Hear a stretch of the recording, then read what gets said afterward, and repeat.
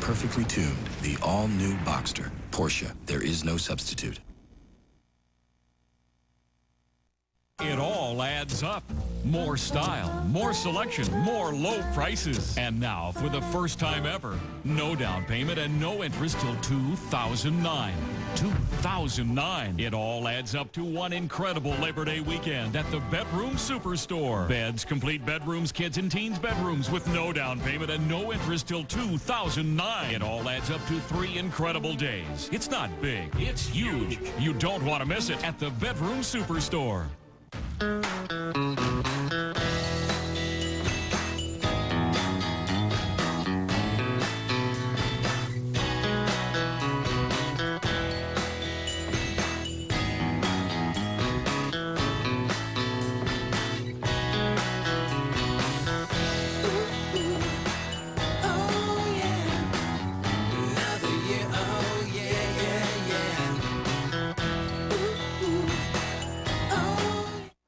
Looks like the Chrysler Group has done it again. They have their most award-winning and freshest lineup ever. They have 12 vehicles with 5-star frontal crash test ratings. And their vehicles are projected to retain their value better than GM or Ford. You know what's missing? A great deal.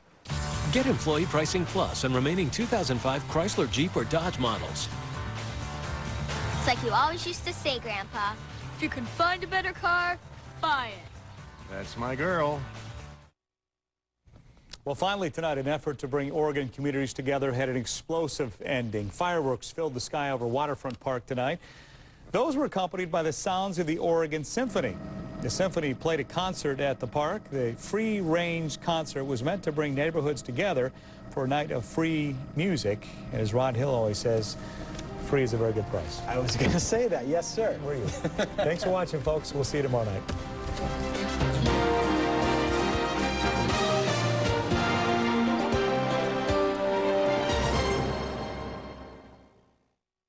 This Labor Day, for 4 days only, Northwest Rugs will place their entire collection of 20,000 rugs plus all furniture and accessories on sale. 20,000 rugs from over 15 different countries and the most famous looms in the world. Price reduced for 4 days only. Thousands of colors, styles, and patterns from tapestries and masterful reproductions to the hottest colors and styles of the day. Hurry in for Labor Day savings on our entire inventory of rugs, furniture, and accessories. Northwest Rugs, Carmen Drive, Wilsonville, Tannisbourne, and Jansen Beach.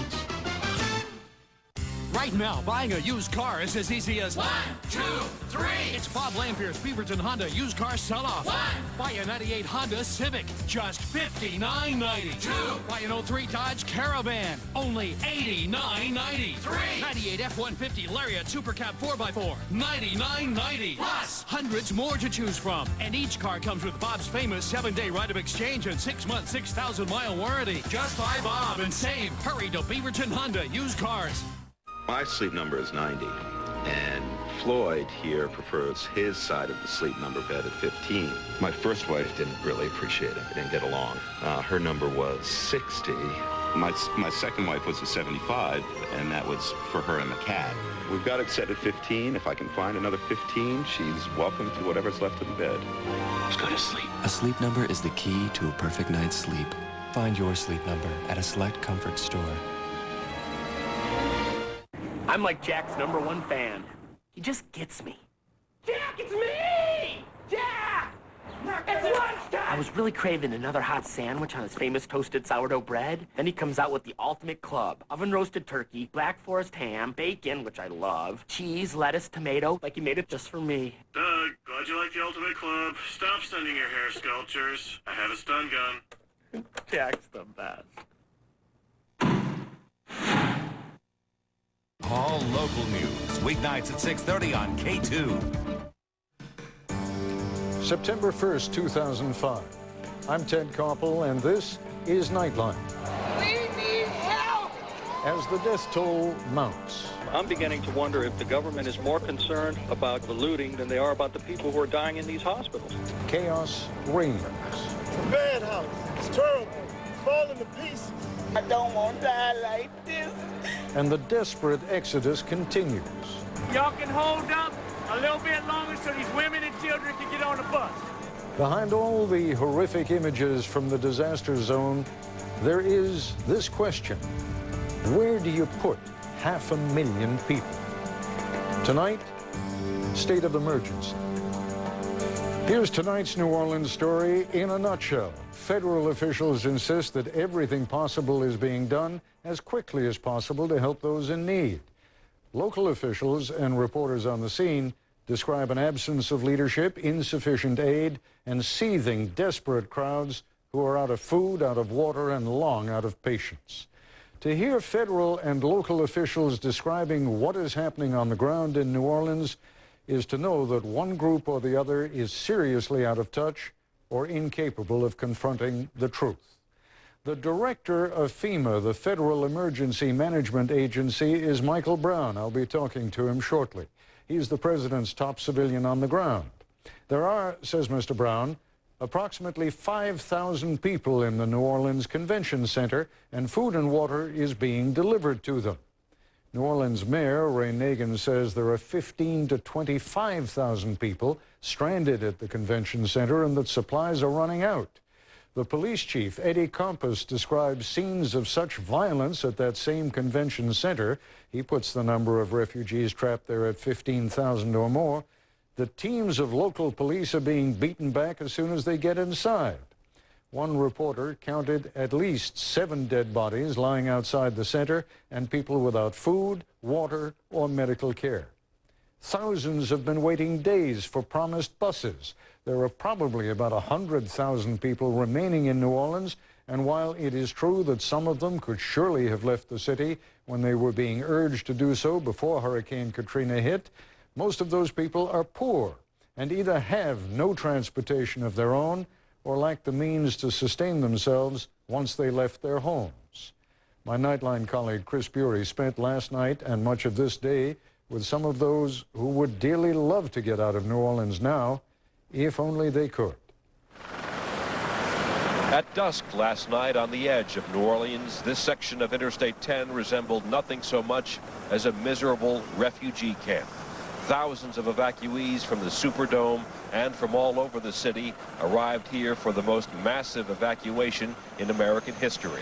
But when the first buses arrived, it was not at all clear who was in charge, and a mad scramble ensued to get on board and get out of town.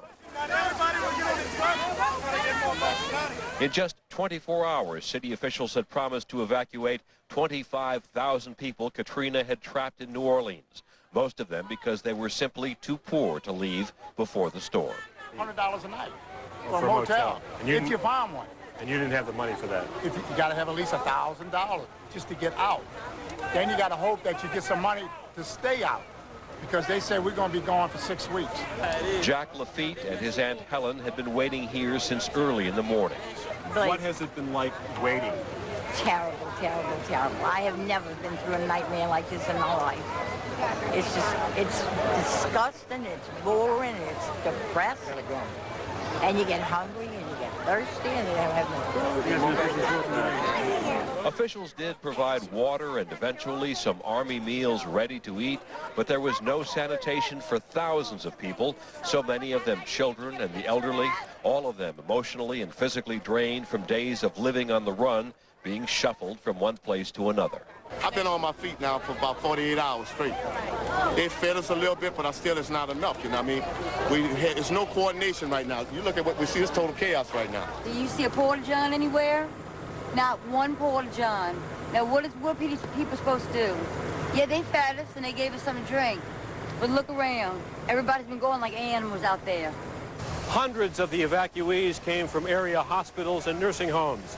They, too, had to wait for hours on this hot and humid night, many of them in wheelchairs and stretchers. There simply were not enough ambulances for a speedy evacuation. So rescue workers set up a makeshift triage station to evaluate which patients should be evacuated first, including those recovering from cancer and heart bypass operations. It looked like a MASH unit in the middle of a battlefield, but in some ways it was worse. One down, let's go 3 ups. On her, if we can get the 3 ups, so let's get her moved. The handful of doctors and nurses on hand were doing heroic work under horrible conditions, but even they admitted to being completely overwhelmed. All night long, a steady stream of helicopters arrived with patients from 5 New Orleans hospitals. Dr. Galen Johnson, who led one of the emergency teams, told us they desperately needed more help. We were brought down here. We can look around and see the carnage. Have recruited some of our nurses are here trying to triage and get the sickest patients on board and moved out. Faster than what we can get ambulance in and people loaded, they keep dropping more. It's turning into be quite a task trying to triage and just trying to decide who gets to go, who stays. While this process is taking place, we have a mob across the street that's getting more and more frustrated. No toilets, no water, no lights, and then in turn are becoming patients because they're collapsing and being brought over. It is now shortly before dawn, about 5:30 in the morning. For the last 4 hours, we have seen no buses here. Meanwhile, the size of the crowd has been growing, and so has its level of frustration. We've been out here since 9 o'clock yesterday morning, just like this. Stephanie Richardson, caring for 6 children ages 2 to 14, appeared ready to explode. It's ridiculous, this unsanitary, and we want to know where the officials at for this. They're on the television crying like they care so much. Where they at? Look around you. Go down the street. But by sunrise, a new caravan of buses had arrived. Men, you're going to stand a little bit longer so these women and children can get on the bus. They loaded up their human cargo and headed towards the Houston Astrodome and other evacuation centers to the west. Finally, their weary passengers had escaped their hellish predicament, not knowing when they would ever return. But by mid-morning, it became clear thousands of residents remained, some wandering aimlessly around the city. And at the convention center, where many had camped out since Katrina hit Monday morning, conditions had deteriorated. By midday, at least 2 of the evacuees had died. And those displaced by the hurricane were literally begging for some relief.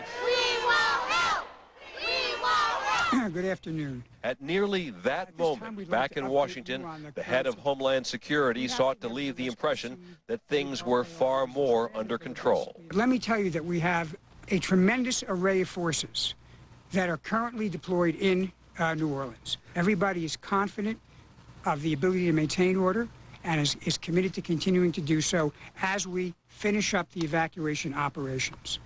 Early this afternoon, as a light rain began to fall on this already saturated city, the mayor of New Orleans issued an extraordinary plea. Mayor Ray Nagin announced that he was sending out, quote, a desperate SOS over the crisis at the convention center, that New Orleans was running out of food, buses, and emergency supplies. As the day wore on, so did the sense of desperation. Downtown in broad daylight, police confronted many suspected looters, including this woman's husband. Ain't nobody helping us. I understand. Ain't nobody doing anything. Y'all gotta go to the convention center, please. My husband, y'all gonna take my husband to jail? Getting the driver's information. Meanwhile, thousands of state police and National Guardsmen were moving in to help the beleaguered New Orleans police force cope with a city that even in the famed French Quarter seemed to be out of control. As night fell, evacuations were still underway from homes to hospitals, and it was abundantly clear from the mayor on down that Hurricane Katrina had vastly outstripped this city's capacity to handle a disaster of such magnitude. This is Chris Bury for Nightline in New Orleans. When we come back, an interview I conducted earlier this evening with the man in charge of Federal Emergency Management Response. This is ABC News Nightline. Brought to you by AmeriQuest Mortgage. I'm an AmeriQuest Mortgage specialist. Whether your dream is to buy a home, refinance, or see the Rolling Stones, I'm here to help. Good. That's why we're sponsoring the Rolling Stones tour. For your chance to win tickets, go to AmeriQuest.com. AmeriQuest Mortgage.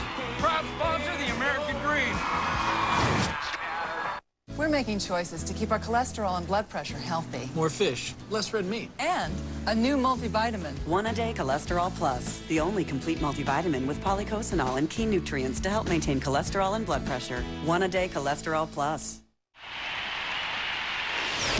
Believe this got thrown like that? The nominees for the Major League Baseball Comeback Player of the Year Award, sponsored by Pfizer, are now online. Vote, and you may win a trip to throw out a ceremonial first pitch at the World Series.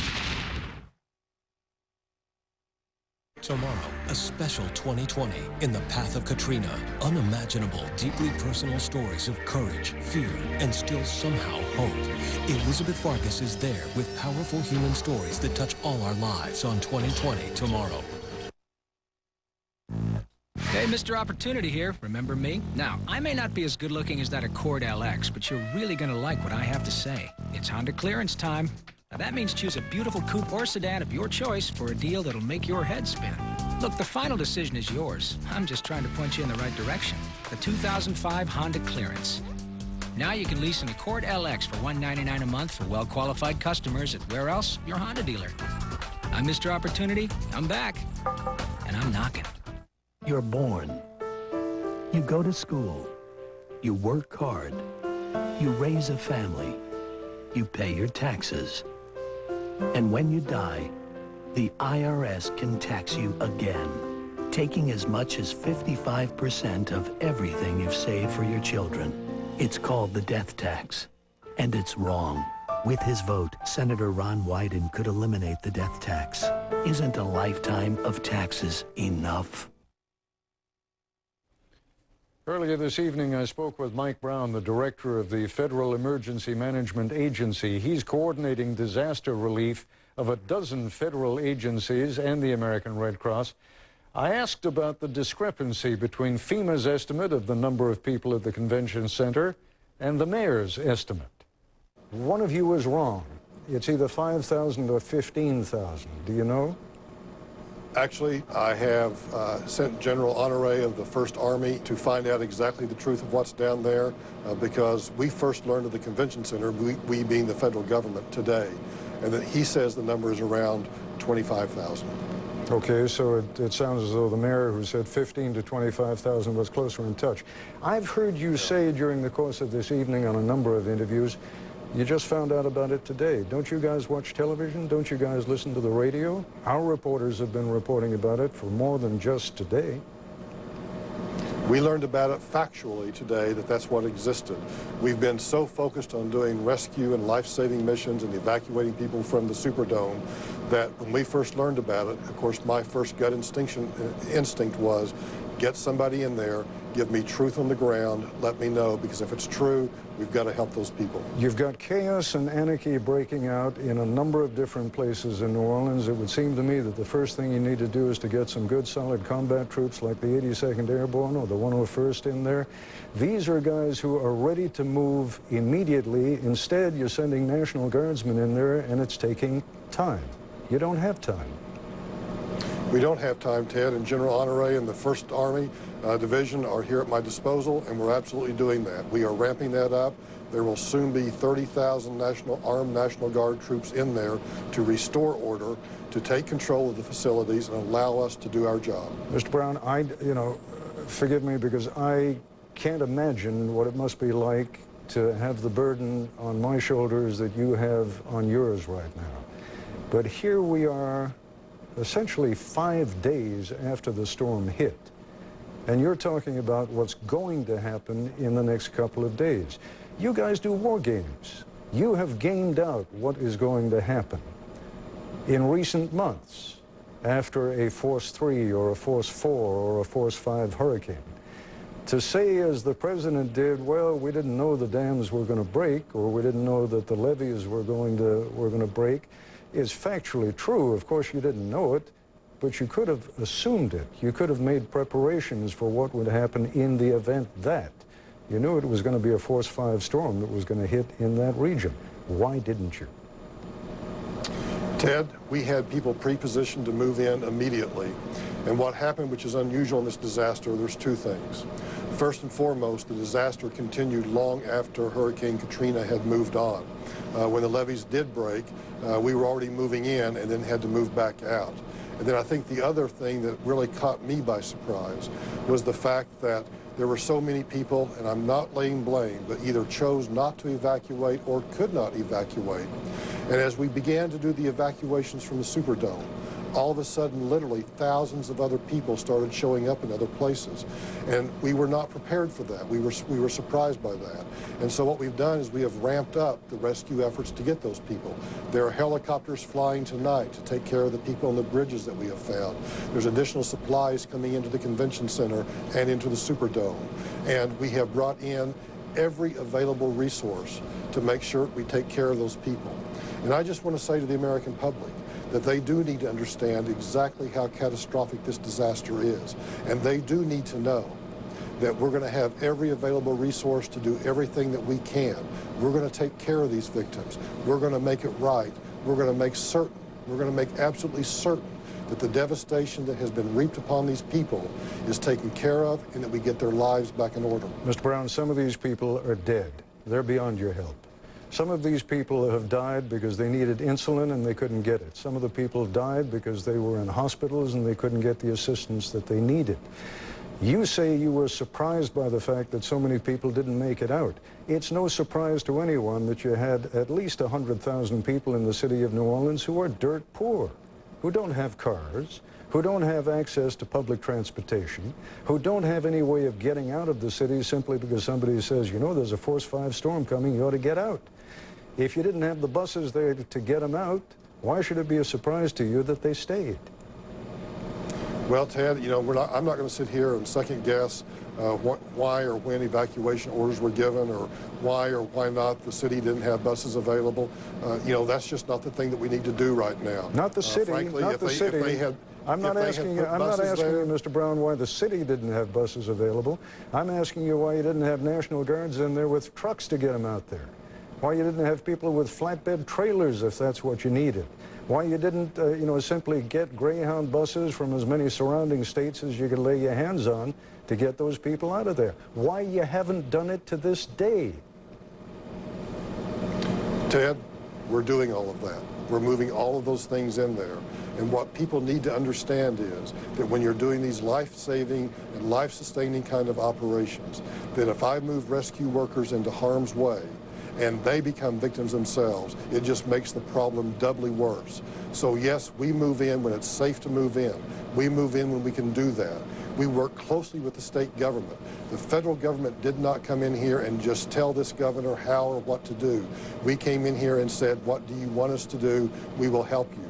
We are now taking it upon ourselves to do things that we think need to be done, and we will continue to do that because that's our job. Your state counterpart, Terry Everett, the head of emergency operations in Louisiana, says this is a national emergency. This is a national disgrace.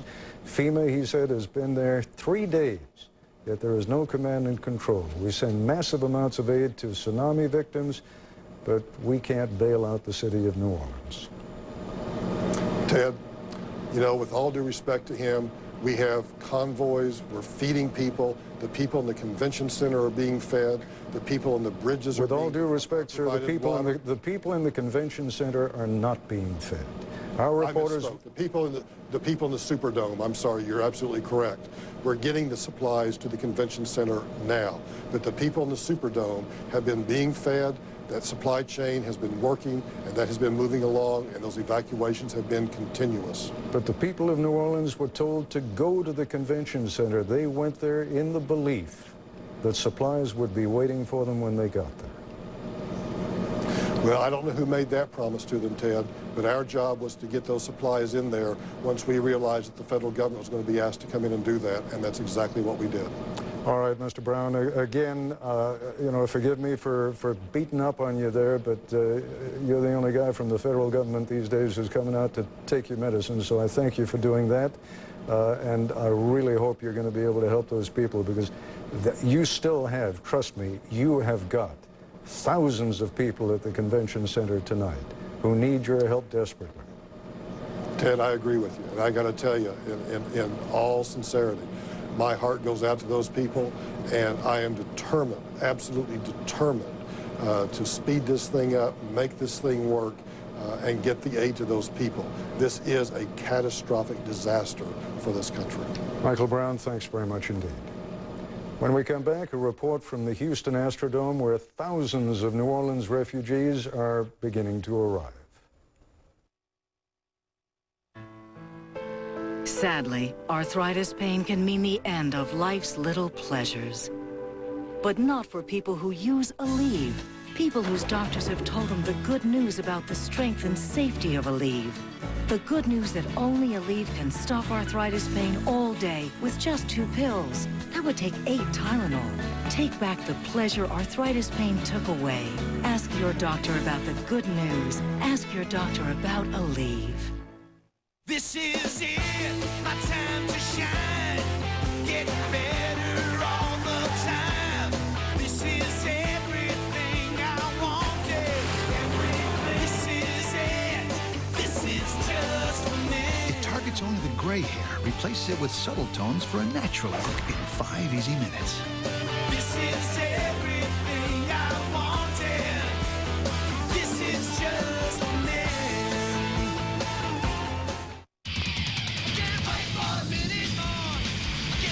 Get the bottom line now during Nissan's model year-end clearance. The bottom line on the all-new mid-size Nissan Frontier and the full-size Titan. With 2% financing or $3,000 cash back on the V8 Nissan Titan King Cab.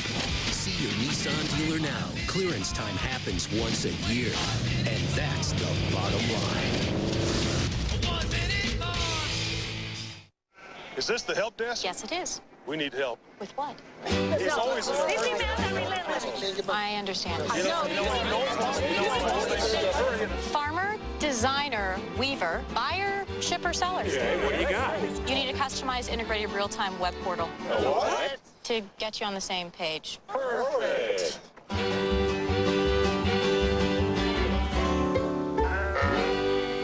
Who are you? Shepherd. Good guests, good music, good times. Do people ask you about Lost or Lord of the Rings? Lord of the Rings fans, they're shy and they're nervous. It's better than what I'll get usually, which is drunk and men kissing me. Tonight, Ice-T and Jimmy Kimmel Live. Good times coming up, only on ABC. You bounced a check. I did? That'll be $32. I don't have $32. You don't? No. Oh, that'll be another $32. But I don't get paid till Friday. You don't? No. Oh, that's another $32. At Advance America Cash Advance, we never hit you with unexpected fees. We're here for you with the money you need to see you through until payday. Tissue. Thanks. That's $32. Advance America Cash Advance. Money you can count on. A warning to our affiliates that our broadcast will be running a little long this evening.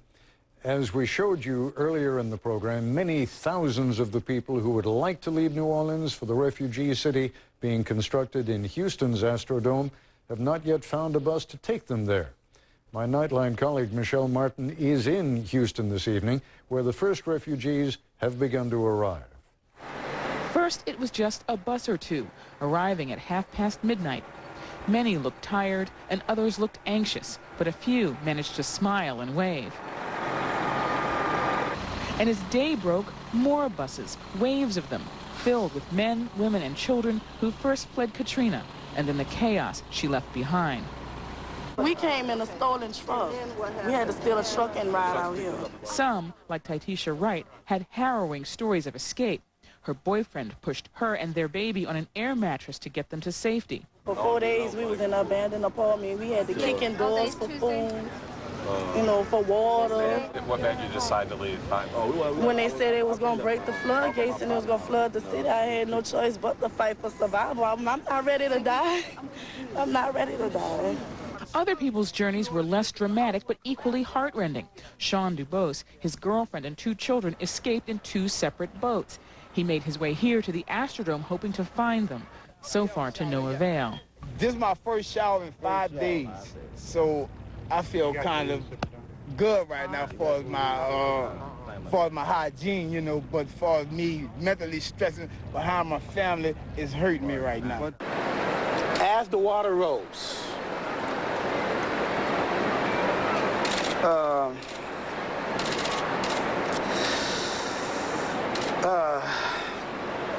there were like bodies floating past my front door, you know? Bodies floating past my front door. I've never seen anything like this. Anyway, we had to get the children out. So, me and the men that were there, we put them on our shoulders. We humped through 5-6 feet of water. There was all types of things swimming in the water. And I hate to relive this. We got to the top. And when we got the children over, we got to the top of the levee because we were counting on someone to pick us up. The truck never came back. We had to walk 2 miles to the helicopter pickup. And it was dark. There were electrical poles. Every road was impassable. There were poles laying down everywhere. We couldn't get out. No one could get in. We couldn't contact no community. Dead. Nothing. We were like on an island. It was no light whatsoever. We did the best we could. You call it biblical, call it apocalyptic, whatever you want to, take your pick. It's nothing short of that. I mean, I can't put it any plainer than that. It was... Houston Mayor Bill White said his city should prepare for a long relationship with the evacuees. Our goal should be to have them living in places where they can live with some dignity and privacy and seek employment, and so that they're not just sitting around watching TV all day thinking what's going to happen to them next.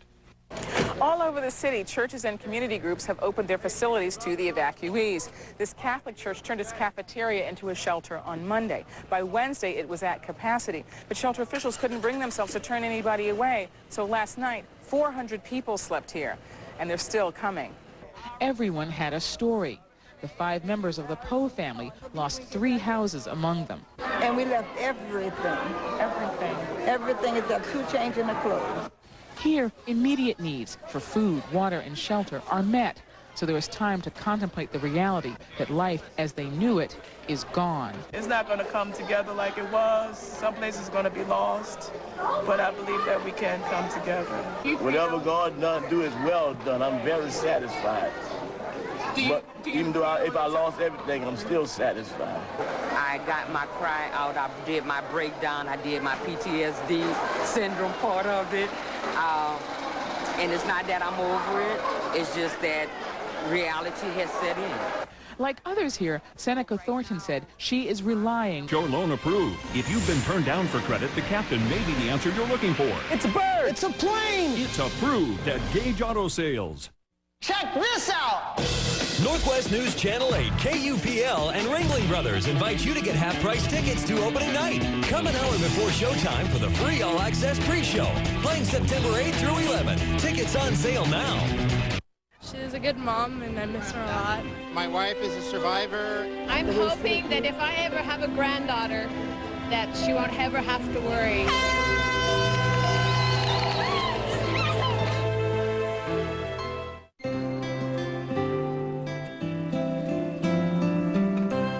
The race to find a cure for breast cancer is on. Donate $1 at a participating Chevron station and make a difference. One ribbon at a time. Chevron. Northwest Natural Appliance Center has recently completed a major renovation. To celebrate, they're having a grand reopening event now through September 10th. See special cooking demonstrations. Save up to $200 on selected fireplaces. Enter to win a Dynasty barbecue valued at $2,500. Get free Regal Cinemas movie passes. Plus, see John and Capriel Pence at a live cooking demonstration on Saturday, September 10th. Nobody knows gas appliances, fireplaces, and barbecues like Northwest Natural Appliance Center. Hey, Mr. Opportunity here. Remember me? Now, I may not be as good looking as that Accord LX, but you're really going to like what I have to say. It's Honda clearance time. Now, that means choose a beautiful coupe or sedan of your choice for a deal that'll make your head spin. Look, the final decision is yours. I'm just trying to point you in the right direction. The 2005 Honda Clearance. Now you can lease an Accord LX for $199 a month for well-qualified customers at where else? Your Honda dealer. I'm Mr. Opportunity. I'm back. And I'm knocking.